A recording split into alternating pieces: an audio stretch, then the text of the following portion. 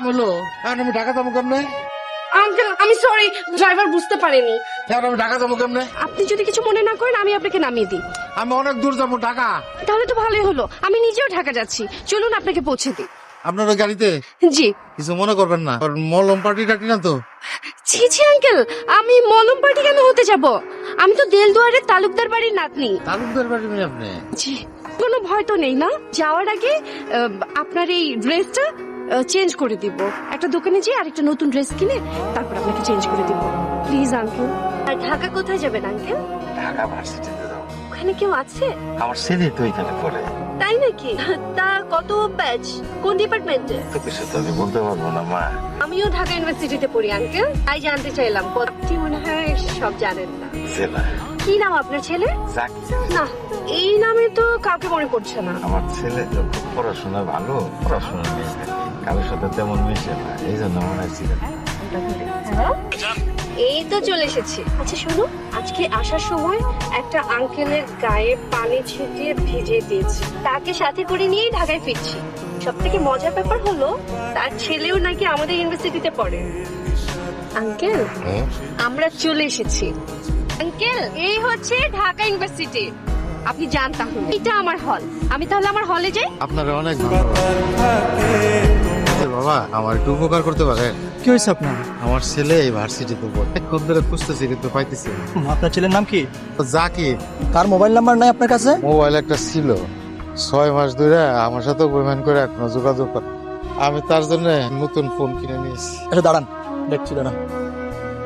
গ্রাম থেকে এক চাচা এসে কিছু বিপদে পড়ে গেছে। আচ্ছা ঠিক আছে, লয় চল, এই যে এই চাচার কথা বলছিলাম। আচ্ছা বাজার জাকির, বাজার বাজার, তুই বাড়ি যাবে কেন?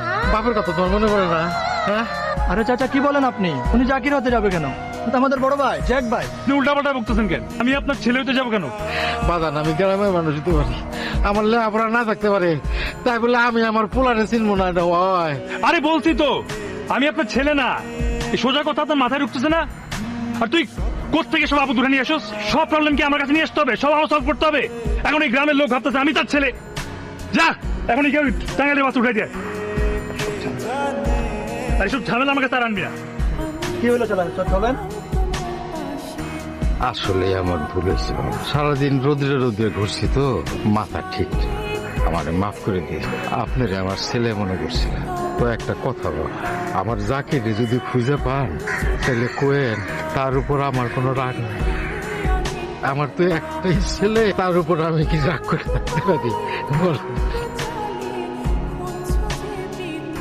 তুমি কখন আসলে? যখন তুমি তোমার বাবাকে চিনতে পারছিলে না, যখন তুমি ভুলে গিয়েছিলে যে তোমার নাম জাকির হোসেন মৃধা, তখন। কি বলো এইসব তুমি? আমি কি বলি এসব? তুমি এতদিন কি বলেছো এইসব? তোমার বাবা মা অ্যাব্রোডে থাকে, তুমি তোমার দাদুর ইচ্ছায় বাংলাদেশে পড়াশোনা করতে এসেছো, এটা বলনি তুমি? ভুল বুঝাবুঝি হচ্ছে। ওই লোকটা, ওই লোকটা তোমার বাবা, তার একমাত্র সম্বল বলতে তুমিই ছিলে। তোমাকে একা একা মানুষ করেছে, যে নিজের মিথ্যা পরিচয়ে সোসাইটির ফার্স্ট ক্লাস সিটিজেন সাজার মিথ্যা অ্যাপ্রোচে নিজের বাবাকে অস্বীকার করে।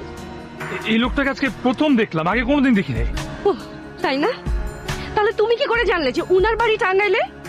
আর দিহাকে কিভাবে তুমি বললে যে টাঙ্গাইলের টিকিট করে উনাকে বাসে উঠিয়ে দিতে? আজরিন, খবরদার, তোমার ওই নোংরা মুখে আমার নাম আর নেবে না। তুমি যা করলে এটা কোনো মানুষের কাজ হতে পারে না, তুমি একটা অমানুষ।